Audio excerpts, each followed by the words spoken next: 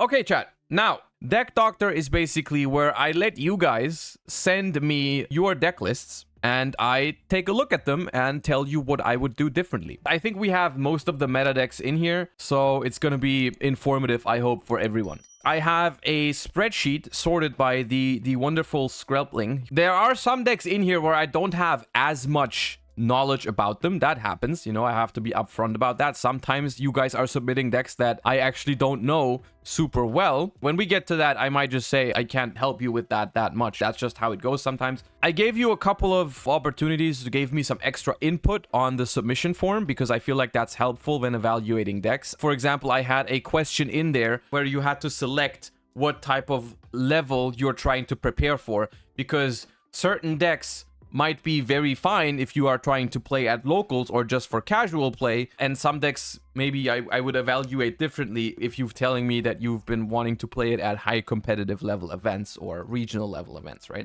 And as well, I had like a free text input thingy where you could tell me something like, hey, don't tell me to play Prosperity because I can't afford it, or I'm playing this card because at my locals there's a lot of Labrynth, so I've decided to main deck Cosmic. It's a good thing to give me extra input like that. Someone submitted a Time Wizard deck, which I guess that's on me. I didn't specify it was TCG format. I felt like that was implied, but someone has submitted a Time Wizard deck, to which I say, your deck looks hella based. I like your deck. Your deck looks cool. Keep doing what you're doing. We're not going to deck doctor it that much, but this deck looks hella fun to play. I like this. I like this a lot. This is cool. Okay, Skrelp, what is this down here? I just saw this. Skrelp, what is this? Do I click this or do I not click this? Don't worry about it? Oh, I'm worried about it. It's a little bit too late. You cannot say don't worry about it while someone is in the middle of worrying about it. It's definitely Rikka Mathmech.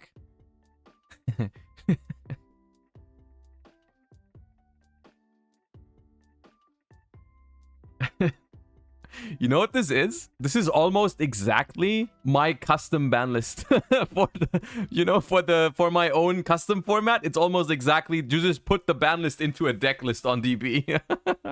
This is pretty much what you did.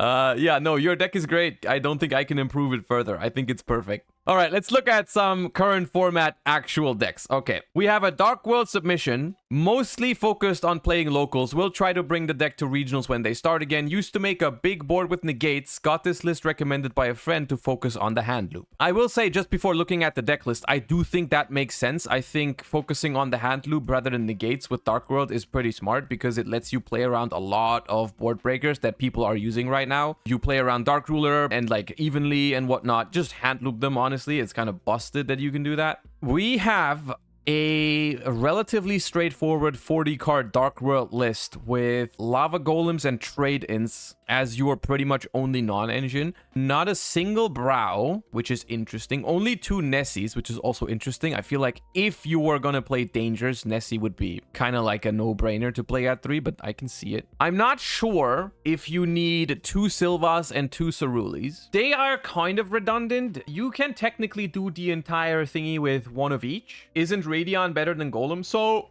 Lava Golem is a non-engine choice for going second that synergizes with Trade-In and Gates of Darkworld because it's a Fiend and it's a level 8. If you draw it going first, you can discard it for Gates or you can discard it for Trade-In. That can turn it into a live card when you go first. Radion, on the other hand, has synergy with Allure instead of Trade-In. So Radion technically still has the same number of synergy points. I think it's just a matter of which one do you think is better? Which one do you think is more impactful? I would be on the fence. I would argue that Lava Golem is more impactful going second, which makes it a little bit better. The only argument you can make is which some people in chat are saying you can cut the trade-in. I'm not sure if you can break boards consistently enough with just Radion, because in this deck, the Lava Golem / Radion slot is basically your only non-engine. And I think that's good that way. You cannot play more non-engine in Darkworld. The deck cannot afford to draw too many non-engine cards. The deck is just one of those decks where you have to throw your entire engine at the wall and hope it sticks. Kind of like Runick in a way, but a little more all-in, a little less balanced. I think I would prefer Lava Golem right now because this deck doesn't really need its normal summon, and if you ever play against something like Kashtira, I think it is nice to get rid of not only the Arise Heart, but also the Fenrir. Like, the Fenrir can be annoying. So my only real feedback for this list is I think you can get away with 1 Cerule and probably also 1 silver. One thing that some people might not be aware of, which, I mean, at this point, people should know this, but some people don't. Dangers don't have to go to the graveyard. So trade in, discard Bigfoot, just pops a Rysart. Easy clap. Easy as that. Even though it gets banished, it doesn't matter. Dangers only say they have to be discarded. So I am a fan of 3 Bigfoot for going second when you play trade-ins. The reasons you play these dangers is Bigfoot, level 8, trade-in target, outs a Rysart. Mothman and Chupacabra could even be considered the best dangers in this deck because they are level 4, and rank 4 exceeds are kind of busted. Specifically, Dugares in Darkworld is completely absurd. And then you play Nessie because it's just, Nessie is overall the best danger. That's why you play these, I think. And I agree with that. Also, Chupacabra is a fiend. True. Chupacabra is a fiend, which is nice. I'm trying to think what other engine pieces we could play. I think I would take out a Ceruli. I don't know. Can you take out a Silva?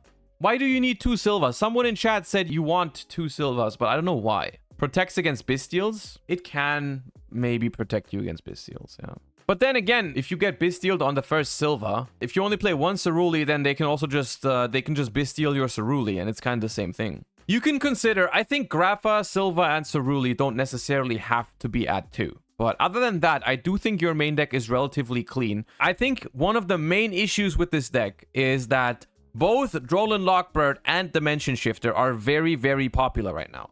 So I like that you went with cards like Skill Drain to be like, hey, if I get shifted, I just set Skill Drain and I am Gucci, right? I like that with Skill Drain. I don't know if I agree with Anti-Spell. If you get shifted on Anti-Spell and you have Anti-Spell, it's kind of like, okay, well, your opponent doesn't play, but then next turn you also can't play because you will draw into all those spell cards and you can't use them.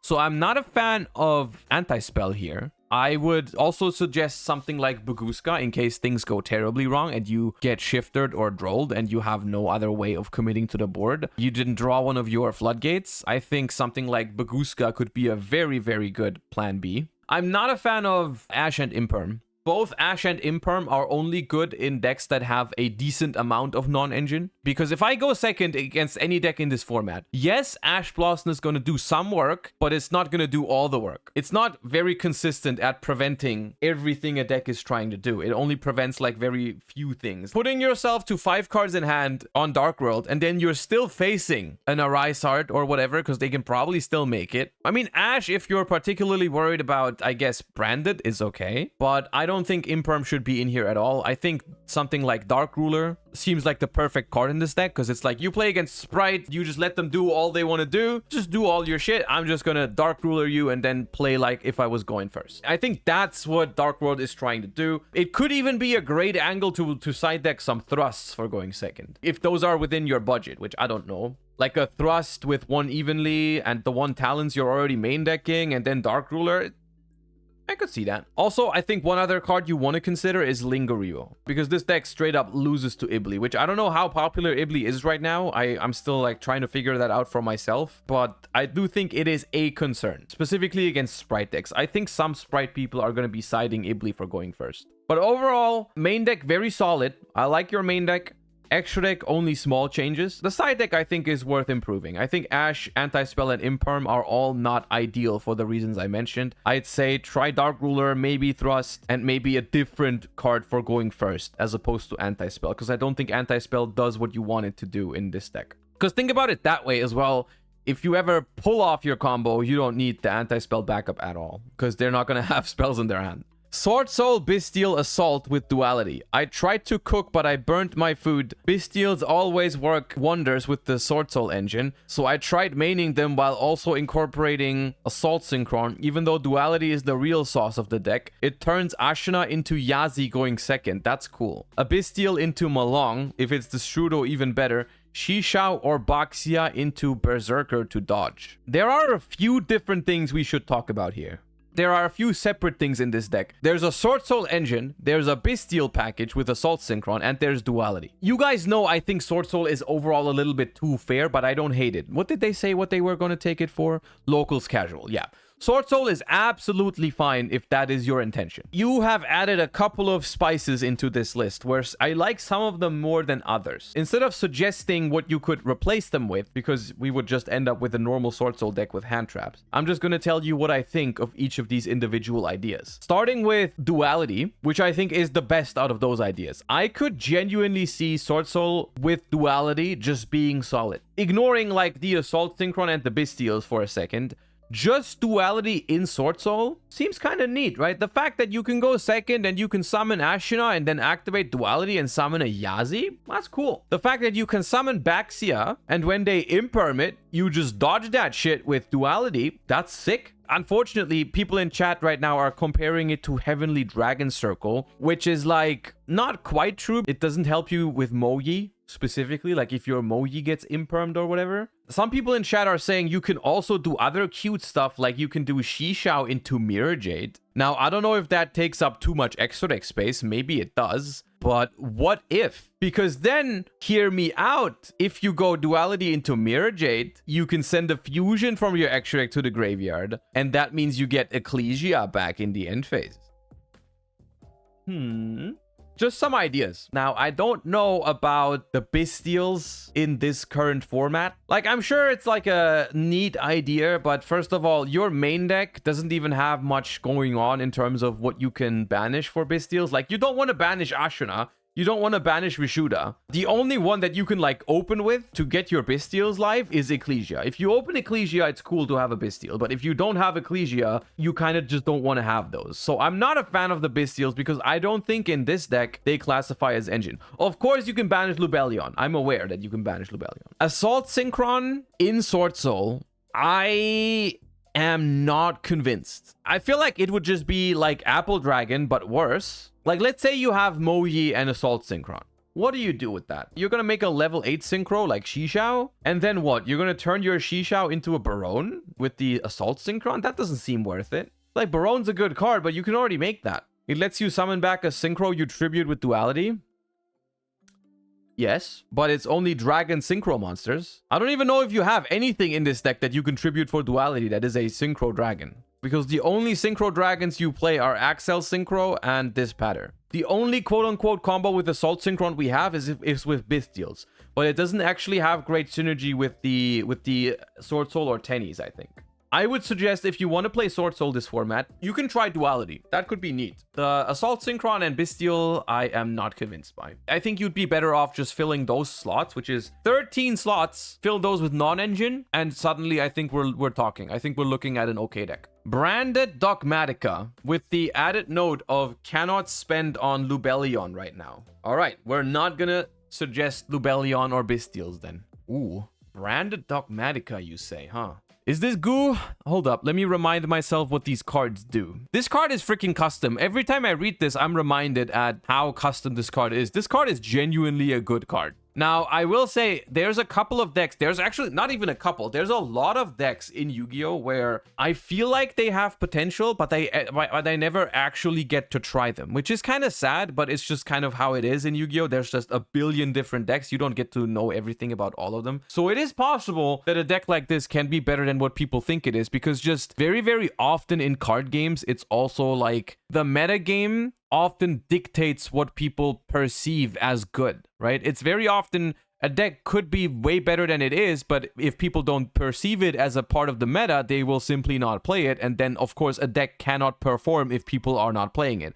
Like, I, for one, do not remember the last time I've seen someone play Dogmatica at an event. Does that mean it's bad? Not necessarily. The key card is White Knight. White Knight is the one where... So you're able to send like Enters and a card from their extra deck. This is a nice disruption, you know? I mean, hey, I think your deck looks solid. Now, the thing is, I can't give you super detailed insight on it because I haven't played this deck ever, but I am a fan of your ratios for the most part. But I can say a few things about the non-engine you chose to play. Book of Moon, I think, is legit in this format. I think booking a Rysart is solid. I think that's fine. Imperm and Ash, I like. Ghost Bell, I don't think is a main deck card in my opinion. So I think you can replace the Ghost Bell. That's the only card in the main deck I do have an issue with. I think you could try Dark Ruler maybe, or even something more risky like Droll. I think Droll is more risky than Ghost Bell, but it applies to some more matchups. If you struggle with Kashtira, I think Nib could be a thing, because I think most Kashtira players play into Nib right now. My attention is being drawn to this card right now, which I absolutely love. I love that you're doing that. You guys know I'm a big fan of Ultimate Slayer. I just think it's kind of fucked up that Kashtira is making me not play this card. Ultimate Slayer is phenomenal, especially in a deck like this one, where you can make good use of it, because it can even supplement some of your engine. But as a side deck card for like Branded and Spright, I think Ultimate Slayer is pretty damn solid. So if your deck already plays the targets like here, I'm a big fan of Ultimate Slayer. Okay, no, I like this. This is solid. For, you said regional level, I could see you doing okay on a regional. Sky Striker, best deck, let's go.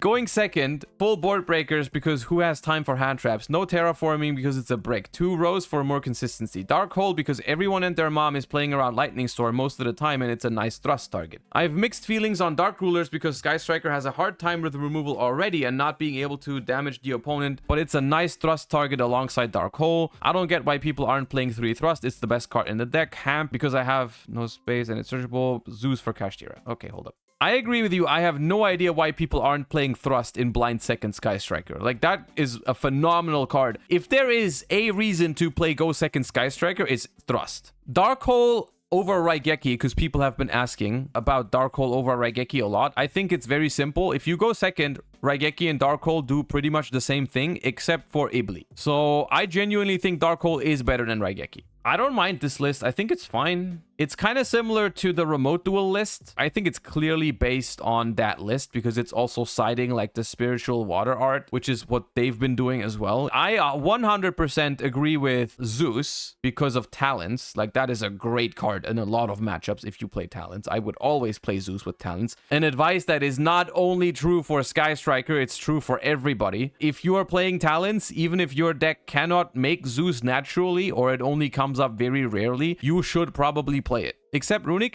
probably not in Runick's because you probably don't have a battle phase, yes. But even in Runick, it could be the case where you could play the card. But in Runick, probably not. Obviously, I like all the... I mean, you have to play all the Striker stuff. I'm a big fan of the Darkholds. I think that's great. Big fan of the Lightning Storm and Duster. I think going second, these cards are pretty much good against almost every deck in the format, not just back row decks, because even Kashtira has some very, very annoying back row, usually. One other thing that adds to cards like Lightning Storm and Duster being good this format is that a lot of the non-engine that people play in specifically Kashtira is also stuff that they have to set. I'm looking at cards like Imperm. I'm looking at cards like Book of Moon. Those cards all go to the back row. Lightning Storm and Duster just picks up a lot of freebies, even against Kashtira. You kill the Birth, you kill the Field Spell, you kill the Preparation if they have that. I think back row removal is genuinely pretty good against Cash. The second rows, I feel like isn't necessary. I feel like you have enough ways to get into your plays. I mean, you have 3 Ray, 1 Rose if you cut one, 2 Engage, 3 Linkage, Rhoda, Hornet Drones, Area 0. You can even Thrust for Engage. You can Talents to draw into your stuff. You play Desires. I feel like the second Rose for consistency is not actually adding much consistency to your deck. I feel like it's very marginal. I feel like your deck is already consistent enough in that sense. I think what you need to be a little careful with in this deck is you might have too many board breakers, actually, because your deck usually will not kill. And that can be a problem when you play so many board breakers. And you are very likely to draw multiples with this list, right? Let's say you draw Darkhole and Dark Ruler or whatever, you use one of them,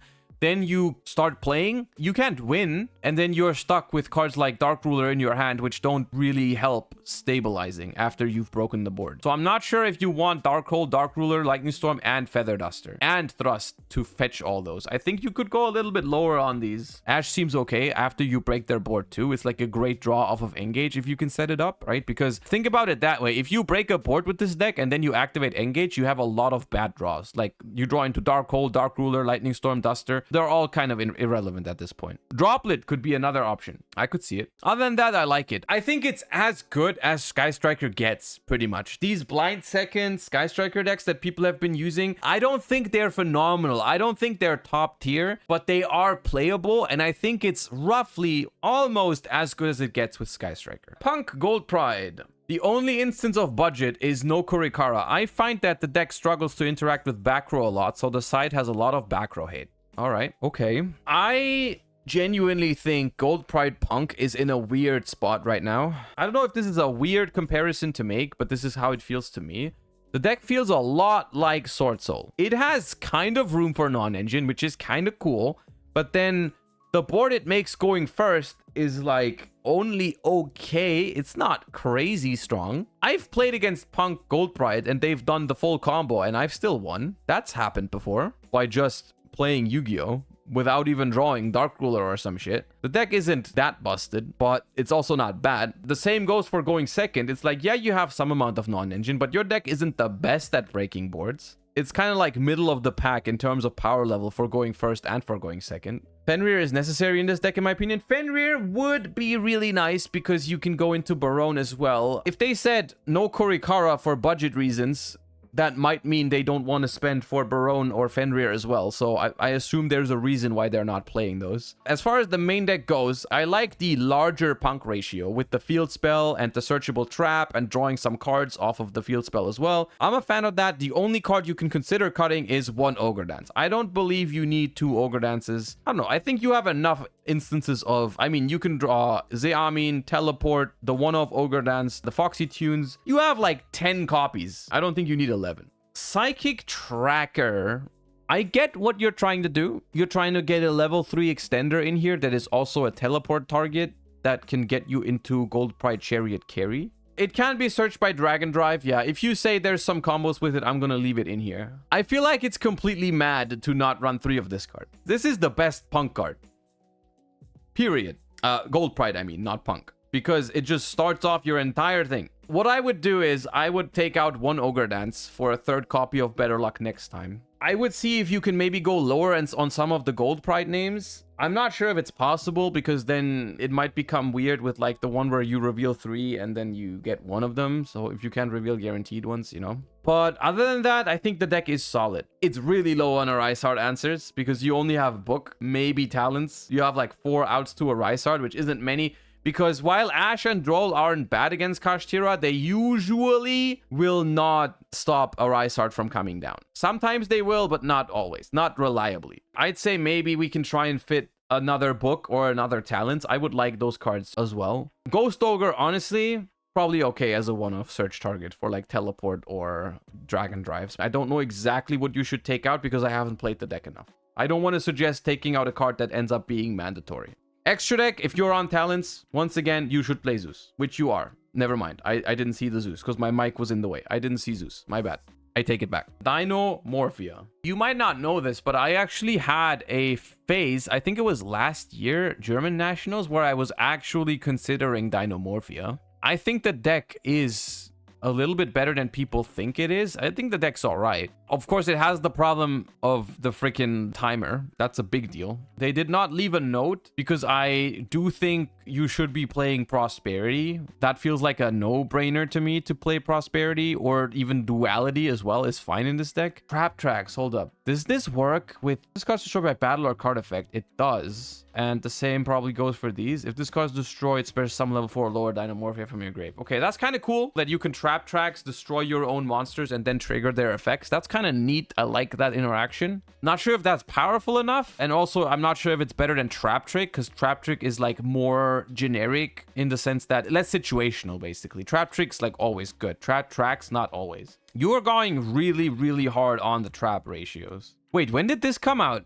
That wasn't there back then. Syac. Right. Yeah, I thought so. I would have remembered this card. Wait, they gave Dinomorphia a counter trap that negates Ash Blossom on the fusion traps? That's kind of nuts that they did that. That's pretty good. I don't have to tell you that your deck is pretty busted going first. I would suggest you take out some amount of either Traptrix or Dinomorphia traps or whatever to fit duality. I think duality is great for this deck. I'm in love with Ferret Flames. This card is so cool. Have you ever played against Dinomorphia and been hit by a Ferret Flames when they're at like 1.5 life points or some shit? That card's like so funny. This card feels great.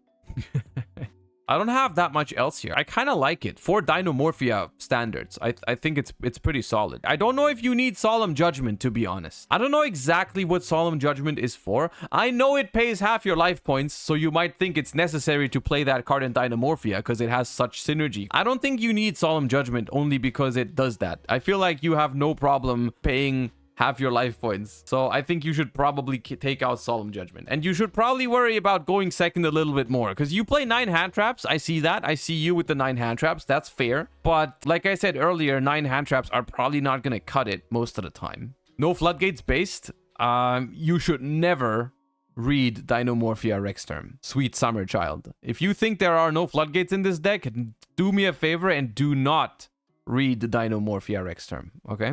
What about Wannabe? Wannabe could be nice to get you to your trap cards. Maybe you can try Wannabe. You can make Chaos Angel with Wannabe and Rexterm. Do with that information whatever you want. That was free information I gave you. Traptrix for regional level. Better hand traps to side into game 2 and 3. Wannabe as an additional trap searcher is what they're asking. Okay, Traptrix. Traptrix is a deck where right off the bat, I am not a fan of Wannabe. Because I feel like when you go second, what the hell are you trying to find off of Wannabe? An Imperm? You can get Evenly. The problem is that the Evenly is on the field, which is kind of cringe because they can interact with it. For example, Spright can Smashers it, which is sad. Kashtira can Arise Heart it. You go Wannabe, you set evenly matched, you go battle phase, your opponent Arise Heart banishes your Evenly. It's like the saddest moment ever. Because like battle phase is gone and the entire board is still there. You've baited Arise Heart. That's it. It's not great. Never mind. It doesn't even work against Kashtira because Wannabe has to go to the graveyard. No, you can't play Wannabe. I take it back. Wannabe isn't good this format because it doesn't work against Arise Heart because it has to go to the graveyard. The Therion package is interesting to me, I guess. I don't know why it's a 1-1-1 ratio. I mean, you need to open Borea, I guess. Right. We can search it with Jasmine. Wouldn't it still be worth it, or possible at least, to play the Sargass line? If you're playing Zeus already, couldn't you play like Merrymaker Sargass to have like a 4-material Zeus way? Plus you can even search with Sargass? That feels like it'd be worth it. How do you trigger Strenna without Princess? That is something I was also wondering. If this card with material is tributed. Jasmine. Yeah, Jasmine. Is this like what you do? You go Sarah, summon Exceed, summon another plant, make Jasmine, then Parallel Exceed makes Strenna, and then Jasmine tributes Strenna to summon Borea, and then Strenna triggers to summon Hyperiton, and then Borea gets you Regulus? Is that the line? Is that the goo? The combo? That's a lot of slots to do a very, very watered down Rikka combo. That is just discount Rikka. Did you try to sneak discount Rikka into my deck, Doctor? Be honest. I don't hate the line. The problem is there's other decks that make that better. I think if you're playing Traptrix, you should focus on what Traptrix does best. I don't think Traptrix needs more help when it goes first. Traptrix seems like the deck is fine when it goes first right now. Traptrix should probably have a little bit more for going second. Because right now, you only have Evenly Imperm Ash, which...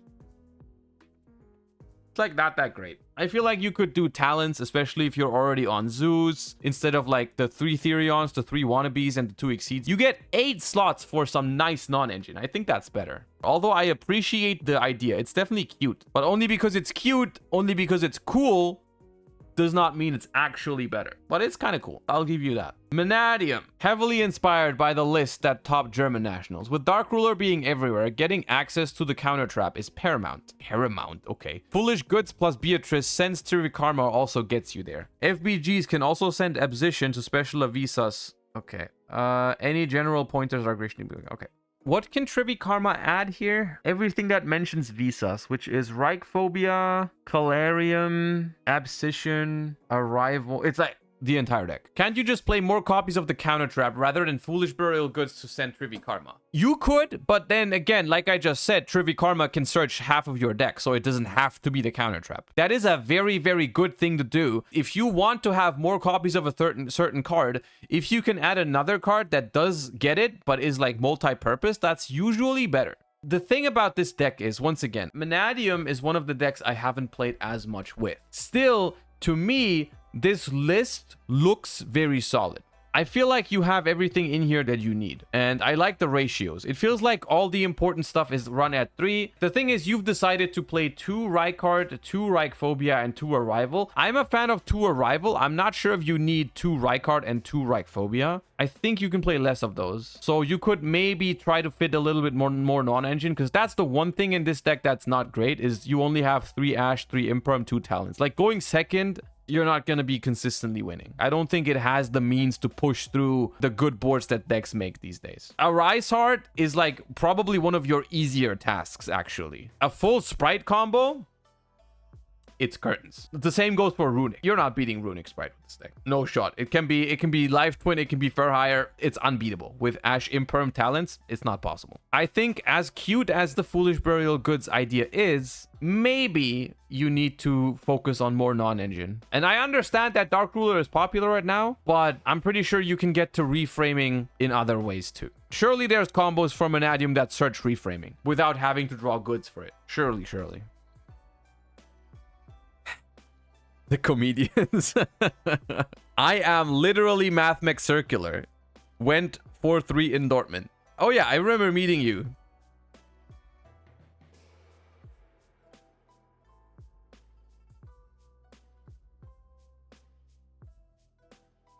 This one doesn't even play like a rank 4 engine. You just try to draw Circular. That's all you're doing. Just draw it. It's not that hard. True. This is Vanquish Soul. To get the first thing out of the way, this specific list was inspired by Pack's take on the deck. The most questionable thing in the list in general within the Vanquish Soul community is not having Fenrir in the deck. But there's a reason for that. Having Fenrir disables you from going for Burger turn 1 if you want to be in the Biru safe. Interesting. Now, chat, why is nobody playing Pot of Greed in Vanquish Souls? Is genuinely a question I have. They made Pot of Greed for Vanquish Souls and no one is using it? I don't understand. You can laugh at me, but I unironically think I would have played this card in Vanquish Soul if I was going to play it at German Nationals. Hold up. I'll show you what I mean. It's not my idea. A couple weeks ago, I saw it in the OCG once. It might be coping, but I think this card is interesting in Vanquish Souls. If exactly one monster is special summoned from your hand to your field, you can draw a card. You can only use that once per turn. So the idea is, because Vanquish Soul always summons from hand on your turn and on your opponent's turn, this card is always Upstart Goblin on your first turn. I've played with this card a little bit. It never bricks. If you play Fenrir and whatnot, you can always turn this card on. So it's always Upstart on the first turn, and then on every turn after that, it draws its free real estate. And if you draw unplayable, well, then it sucks, dude. Every card sucks if you draw unplayable. I'm just saying, playing Pot of Prosperity in Vanquish Soul is weak shit. That's a weak mentality, because it means you cannot draw with Burger. You will never catch me playing Prosperity in Vanquish Souls, because I will always draw a card with heavy Burger. I would always play more Durandals over Prosperity. I don't like Prosperity in Vanquish Soul. I think drawing with Burger is the best thing the deck does. I think Vanquish Soul is already a very fair deck. And if you activate Pot of Prosperity, you make your deck even fairer because you eliminate one of the best things your deck does, which is cycling through Borger on turn 1 and drawing an extra card, right? Drawing into more hand traps, more bestials, whatever, right? That's one of the best things about the deck. And Prosperity is kind of like, I am afraid that I'm not going to draw Raisin, so I'm going to play Prosperity. I think that's weak shit. I think if you play 3 Raisin, Rhoda, and some amount of Durandals and Stake Your Soul with enough fires, I think you have enough odds of finding Raisin. Show us your list. I don't even know if I still have it. I do still have it. Yeah, here it is. This is what I was going to test. But I wanted to fit Bestials, because Bestials are kind of nice. 3 King Valius? I think King Valius should be a 3 of, yeah. I think this card is not good. I mean, in this list, they don't play Fenrir, but Panthera completely conflicts with Fenrir, which is why I don't like it. And the reason why I wanted to go 3 Valius is because for Valius to be solid, you need another Earth in hand. So very often, you don't mind having another Valius. The only thing I was worried about with this deck is fitting Bystials. That's something I haven't been able to do yet. You could take out a Bell or something, but I don't know. I have accepted the fact that Vanquish Soul is probably more likely to be like a tier 2-ish deck. I didn't expect it to be a top tier deck, but I think if you want to do well with Vanquish Soul, I think you have to go greedy. I don't think you can do like the balanced shit with Prosperity. I don't think the deck is good enough for that. Let's quickly compare it to the other one. Relatively similar. Once again, beta mentality with the Prosperity. I'm not sure how I feel on Kurikara and Dogoran, because I think there is one problem that Vanquish Soul suffers from, and that is that going first, your board is not that impressive. On turn 1, what the deck does feels relatively mediocre, because yes, you get some pluses, yes, you draw some free cards, but what you draw is mostly more Vanquish Souls, maybe some hand traps if you're lucky. For the most part, what you're doing is not that impressive. It's not unfair by any means on the first turn. Where it starts becoming nice if we look at it over multiple turns, because the card advantage that you accumulate over time is very, very good. So one problem is going first, sometimes your board just isn't strong enough and you just get killed over it. And the second problem is that when you go second, you don't always have the time to get into a grind game. That is why I think a card like Dogoran specifically, I'm not a fan of. It only acts as an attribute. It does do something when you go first, but it's not great, of course. And then going second, Dogoran is fine, but it's not like a blowout. It just trades 1 for 1. And leaves them with a beat stick. The only cool thing about Dogoran is that you can bounce it with Mad Love. That is something that I feel like is a little bit overlooked when evaluating kaijus in Vanquish Soul, is that Vanquish Soul Mad Love has like this nice secondary effect where it bounces the monster with the lowest defense. So if you play something like Dogoran, which is relatively low defense, you can like give it to them, then you can Mad Love, and then you can bounce it if you have the attributes. Bouncing Magnamute is also nice, yeah, if you can. Anyways, my take on Vanquish Soul is that all these lists that are currently the standard are fine. There's just a barrier of power that you are hitting with Vanquish Soul that I don't think is good enough. I think the deck is solid the way it is. I think it can top, but it just has this ceiling where if you can't make it go higher than that, you're just not gonna beat certain decks, right? And I think even though cards like Pinpoint Landing and Durandal are a little bit more risky and a little bit more dependent on other cards in your hand, I think they could make you go past that ceiling. Maybe. I'm not sure. But that's my take on Vanquish Soul currently. I do have some hope for Vanquish Soul in the future at some point, but we'll see.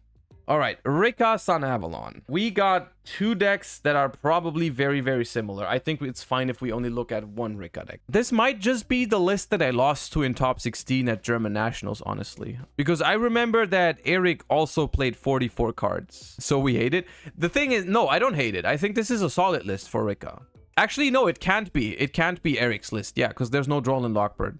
Yeah. The thing about Rikka that I want to say real quick is I think Rikka is one of those decks where most of it just builds itself. There's not that much to do with Rikka. You need to play these 3. You need to play the twin. You need to play these 2. You need to play this. You need to play these 2. You need to play that. You need to play that. You need to play that. You need to play that. You need to play these 3. You need to play 2 sowings. At least that I think people have always been on 2 sowing recently, so I assume that's good. Kong Kongs, Glamours, these cards. The only cards you can basically swap around are Ash, Thrust, Dark Ruler, and Evenly, but I'm gonna be honest with you, I like those. I think this is a solid list. There's only 2 things you could do. I think you could play it exactly like this, because I'm a big fan of Thrust, Dark Ruler, Evenly in this deck. The Ash, I think, is debatable. What you could do is you could make that Droll or Imperm, or you could just cut them and play 41, which I think would also be fine. I guess this is a good point to talk about this. Why I specifically in Rikka or decks like Rikka like cards like Thrust, Evenly, Dark Ruler, more than a more balanced approach with like Ash, Imperm, Talents, or Droll or something, right? Like hand traps in general. It's kind of like comparable to how Fluandereeze worked in tier format. Is like if Rikka goes first and pulls off its combo, it just wins. No discussion. So when you go second, You want the most impactful cards possible, right? If you go second, you don't want to open one hand trap and hope it's enough. If you go second, you just want to go activate evenly or activate Dark Ruler, summon Lokai, and play like as if you were going first. That's what you're trying to do with Rikka. So for Rikka, I like this approach a lot. I honestly don't think I would change much about this list at all. Labrynth. We have one that's IKEA Labrynth,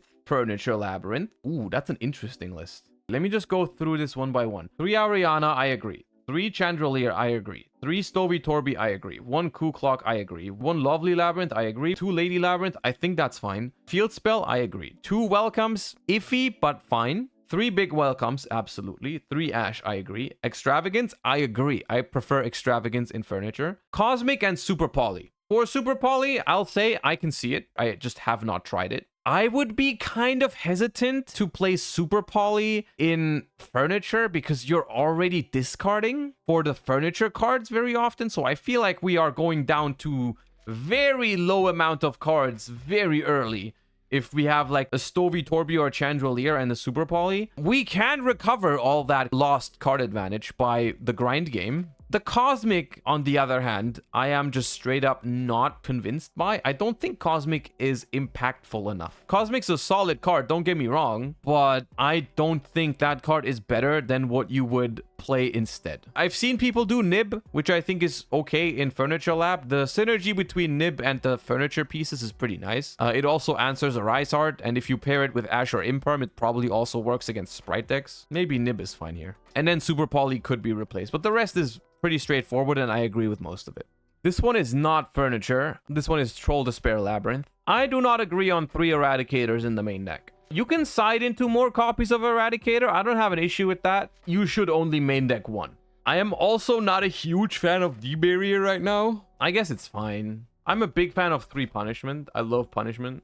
If you play Super Poly, I think Ariana is really good at 3 because it gives you a monster on your field that in some matchups you can use Super Poly with to make like Dragostapelia. One of the biggest problems with Super Poly against Kashtira, their standard board cannot be Super Polyed. If you have an Ariana, you can just normal Ariana search and then Super Poly the Arise out away, which is nice. We have a lot of dragon decks. Let me see. We have regular Bestial Dragon Link, I believe. Okay, because there's a lot of different dragon decks here, I'm gonna do one thing. Instead of doctoring this specific list, I'm just gonna go ahead and I think I'm just gonna build how I would play it. I think that makes more sense because there's like a bunch of different ones. Hold up. I believe this is the baseline that you should always be playing. If you're not playing it like this, these 36 cards, I think you're missing out. And I think the remaining slots, I think the best is probably to play Talents or Dark Ruler. That's why I put them in the side deck here. This would be my pure Dragon Link list. People have a tendency to play slightly more than 40 in Dragon Link. If you wanted to play it like this, I wouldn't hate that either. I think you should stay as close to 40 as possible, but this is roughly what I would do. This is one of those decks where you want to have more balanced non-engine. It's like the complete opposite of Rikka, where if this deck goes first, it can make some nice boards, but it's not as auto-win as a full Rikka combo.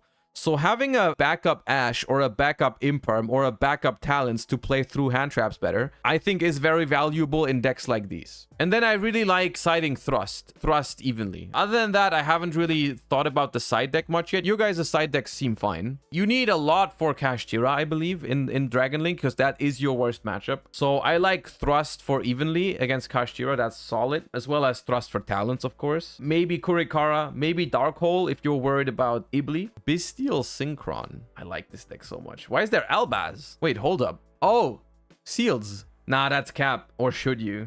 I mean, you can do that. I can see it, but I don't know. The reason why I'd be hesitant to do it is the following. I feel like Dragon Link already has some very solid targets for Seals. Like, we can go Magnamut for follow-up. We can go Druis Worm for removal. We can go Baldrake for more disruption. We have a bunch of options for our Seals tag out already. I'm not sure if we need another target like that. What does Rocket Synchron even do here? I guess it's another target for tuning, which we might want sometimes, apparently. I don't know what we need it for. I think third Lubellion is always absolutely necessary in these types of decks. I would never advise you to play less than 3. I don't see the use of Rocket Synchron. Yes, it's another target for tuning in case you don't have a dragon, I guess. Just draw a dragon. And then Albaz. I'm not convinced by Albaz. I think you can take out these two for another Lubellion and maybe a third book in this case, or talents. Okay, this is the best of both worlds now. This is Dragon Link plus Assault Synchron, which we've talked about on yesterday's stream. The conclusion was it's probably better to play non-engine instead of these. Also, your side deck is cringe, so I'm going to stop talking about your deck. Sprite variations. We have... Oh, wait. There are some recipes here. This is regular Melfi Sprite with the Melfi package. You're doing Ibli. You're playing 2 Fenrirs. I can get that. I have a couple questions. My first question is, why is there an Evil Hero Infernal Prodigy in here? Because that card is not a good card. That card straight up shouldn't be here unless you have like a specific reason for it. It is a free special summon. It is a dark that helps you make Azalea now, which is alright. I don't think you need random level 2 extenders that don't do anything other than being level 2. I think now with Beaver, Sprint, and whatnot, the deck puts up enough bodies that you don't need that.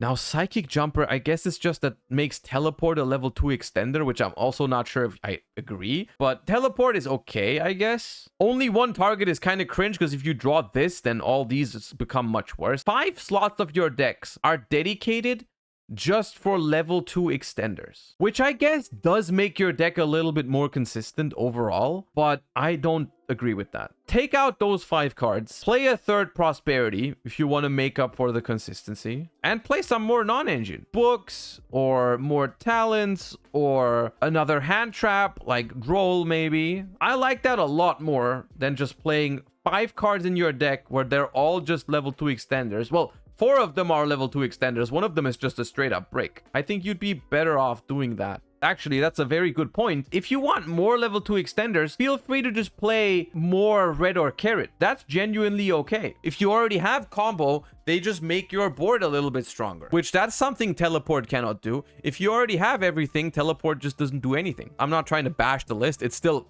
Melfi Sprite, 40 cards, bunch of extenders is still solid. I just think you can improve it a little bit further from what it is right now. Life Twin Sprite. 3 Lila, 2 Kill, 2 Sunny Snitch. Okay, fine. That's what I would have been doing in Life Twin Runick Sprite as well. I can get behind that. I really like that you have the balls to play Droplet. I am a big fan of Droplets in Life Twins. Even though the card is dead against Kashtira, completely dead going second, I think if you're feeling ballsy, you can main deck Droplet and just accept the fact that it's not good against Kashtira, but it's good in every other matchup. You play a big Sprite package with 2 Carrot and 2 Red, which like I said, I think that's fine. You can do that. And you are playing 3 Ash, 3 Imperm, 3 Veilers with 3 Droplets as your non-engine, plus some talents. And you play Desires. I guess that's the reason why you decided to go 2 Red, 2 Carrot, which fair enough. I can get behind that. That's fine. Your reasoning for the cap shell here is probably that if you open Life Twin plus Sprite, you don't actually have a great gigantic target, so you might as well just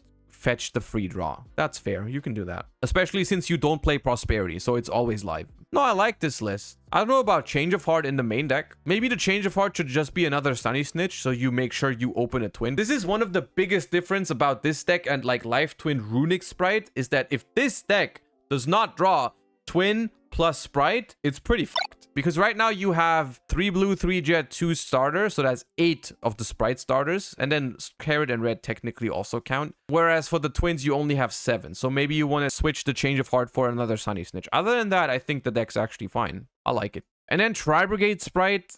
Ooh.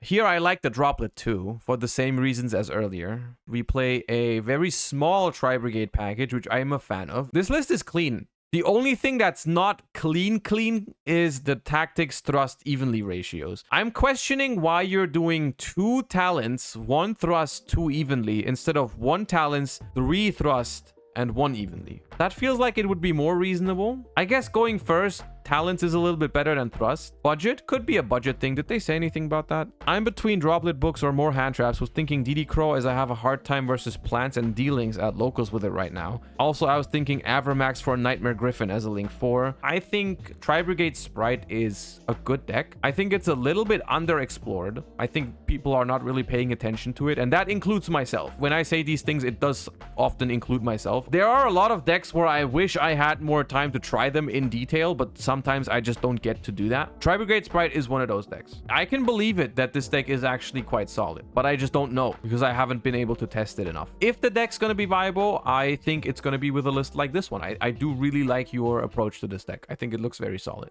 All right, now we're getting into the Runicks finally. Naturia Runick. About the non-standard tech choices, Unicorn. I feel like with the ban of Diablosis, Unicorn effect is now much more threatening, which makes your opponent have to consider it if it's worth hand trapping you or not. The level 7. Oh, you're playing Kashtira Unicorn. Interesting. Birth is a phenomenal card and makes your Unicorn live all games, even if you hard draw it. Starting with Unicorn, baiting Ash and Imperm, the most run hand traps, and the one that stops Yugin like no other card. Triage Master. He's a huge upgrade over Charge Warrior. He draws 1, but he's also a light, which allows for very easy Chaos Angel plus Nat Beast lines. Decided to cut the main deck evenly for Imperm. It's a better draw, and I wanted at least some possible interactions during opponent's turn. It also deals with the Rise, which is generally the only part of the cash board that matters. I just prefer Droplet in this deck over Dark Ruler. A bit more risky, but the fact it's a quick play and it's fine to draw going first is too good. Okay, all solid reasoning. Let me see what we have here. We're playing Rose Whip. How do we not explain Rose Whip? Is Rose Whip standard now? Yes?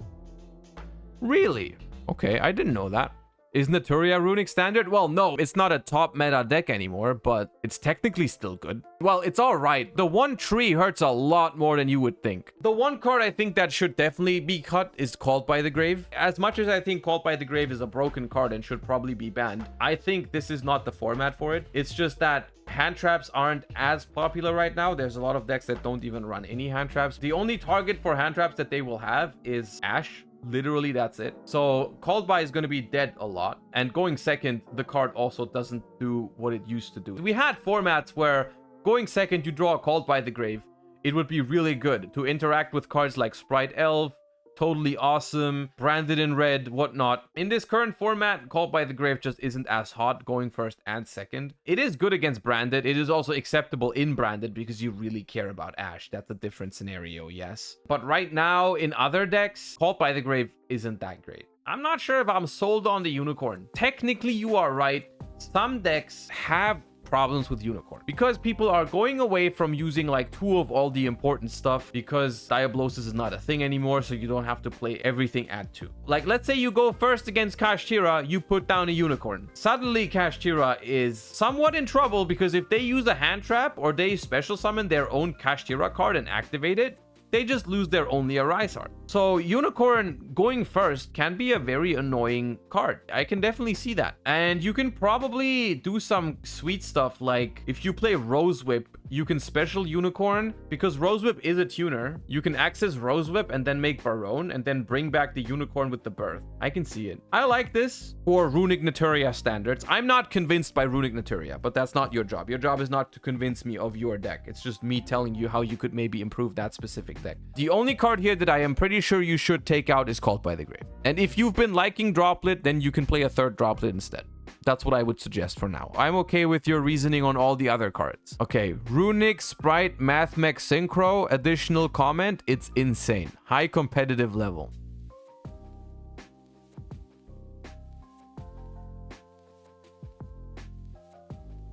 What the hell is this? I don't understand. Because it looks like you were trying to be serious. But were you? Because if they actually thought this was a good idea, I'm going to feel like an asshole if I just close it. But if they were trolling, I don't want to fall for the bait. Okay, I have weighed my options. I decided that the risk of falling for the bait is too high. I prefer not to speak. All right, Life Twin Runick Spright. Now here's the decks that I can really say a few things about because we have Life Twin Runick Spright and Fur Hire Runick Spright. I don't have any issues when it comes to budget. Nice flex. The cards I'm iffy about are the non-engine and the side deck. I would also prefer to play 17 Runicks, but I feel like drawing a twin is more important than drawing 2 Runicks, hence Secret Password. I've gone back and forth on Runick password, and we have talked about this plenty of times in the past. The gist of it is basically, in this particular deck, you are caught up between you want to deck thin as much as possible before you do your combo, because then your fountain draws are much better. Cards like Secret Password and Sunny Snitch, you do a lot more deck thinning than if you just open a life twin straight up. That being said, I think right now Drollin Lockbird is popular enough to the point where I would not advise you to play Secret Password. In the case of Sunny Snitch, if I Sunny Snitch for a life twin and they droll me, yes, that sucks, but at least I have the life twin. In the case of Secret Password, you are searching for a searcher, which is awful against Drollin Lockbird. As much as I appreciate the thought behind Secret Password, the logic behind it makes sense. You want to deck thin as much as possible. I get it. Secret Password into Drollin Lockbird is just a little bit too terrible in my opinion. So I think you could replace Secret Password with another Runick, or you could replace Secret Password with another Sunny Snitch, both of which are fine. As far as your non-engine choices go, Evenly is probably the best card against Kashtira if they're not doing Ibli. Book of Moon is also nice, but like I said earlier, I personally would probably just go Droplet. I think Droplet is a phenomenal card in Life Twin Runick Spright. Even though it sucks against Kashtira, I think you can take the risk unless you are really scared of Kashtira. If you're really scared of Kashtira, I can understand doing Book of Moon instead, Talents instead, Kurikara instead, fine. Also, yes, good point in chat, this should be Dispelling. Dispelling is better than Smiting Storm. If you can only play one of them, play Dispelling. That card's better, because it's actually good defensively. And then for all intents and purposes, you should really watch the video on the Plus channel, on like more in detail Runick Spright advice. But there's one last thing that I can give you is, for the love of God, play the regular art for the Evil Twins. You're welcome. Played the deck at German Nats with 6 non-engine in the main, thinking about just playing 3 evenly because I think it's the only non-engine worth playing. So for higher Runick Spright, we're going to be a little bit faster here because the deck is relatively straightforward in its deck building. I experienced roughly the same thing at German Nationals, because the way I felt at German Nationals was I played Dark Ruler and Nib. They felt relatively mediocre. In general, non-engine didn't feel as good in this deck. I felt like I just wanted more engine. So I can get behind your decision to only play 3 evenly matched. You said you played 6 non-engine at German Nationals. I'm assuming you removed the 3 non-engine for 2 Dispellings and Mayhem for Hire, which I believe Mayhem for Hire is mandatory after playing the deck. I don't think you can cut Mayhem for Hire. And I think more Runicks is a very good thing. I was not happy with 15 Runicks in this deck. I wanted more, so I can understand it. I mean, the rest is exactly like the deck that I played at German Nationals, or that Dinka Bui already played at YCS London. That's just kind of what you do in Runick for Hire in this version. It's just kind of how it plays out. Solid list, and I think you might be onto something with going lower on non-engine. It might be unintuitive to be like, yeah, I want to play less non-engine because like non-engine is really good, of course. But in a deck like this one, where most of the power really comes from your engine, I was frustrated very often by drawing too much non-engine. Rather than drawing exactly one, I would draw like multiples. You said you would cut Chaos Hunter and Djinn Buster. My theory on Chaos Hunter is the following, and I would need to test it a little bit more, but I noticed 2 things at German Nationals. The first thing I noticed was I got shiftered in game 1, and then I used Mannequin Cat and gave them the shifter, and I won the game even without Chaos Hunter. That happened twice. That made me think maybe you don't need Chaos Hunter. And then the other thing that happened was I drew Chaos Hunter when I sided it in 2 times, and I lost because of it, because if that card was any real card in my deck, a Runick or a Spright or a For Hire card, I would have probably won those games going first. It was a dead Chaos Hunter, and then I got hand trapped a bunch, and then I was stuck. So those 2 things combined, I think it's fine. Djinn Buster just didn't come up for me, so I think you can cut that. I don't even know what I would replace it with. The only other card that I consider cuttable is the second Folgo, actually. That is something that going into German Nationals, I felt like the second Folgo was mandatory, but then I realized I never really made it. Thoughts on the Scareclaw Link 3? You can play it. I just didn't feel like that was necessary, but it's fine. All right, and then last but not least, we have a Kashtira list that is not a pure Kashtira list, it's a punk Kashtira list. I do like the idea of going punk Kashtira, but what I would propose is maybe you can play a little bit less punks. I don't know if I like that big of a punk engine, because the way I see it is you trying to add a Baronne to your board. That's kind of like the idea, right? You want to get a level 3 tuner onto the field, and alongside any of your Kashtira cards, that means you can make a Baronne. It negates stuff like Nibiru, it negates stuff like Book of Moon on a Rystar, Talons, a lot of annoying stuff that you can negate with Baron de Fleur. The thing that I'm questioning is, do you actually need to play Madame Spider, Vagon, Field Spell, and Dangerous Gabu for that? I don't think you do. With the full punk engine, it's more than just Baronne. It is more than just Baronne. You are correct. But you also don't have as much room for non-engine as you maybe would like, because we are only playing Ash, Imperm, Droplet evenly. That is all we have.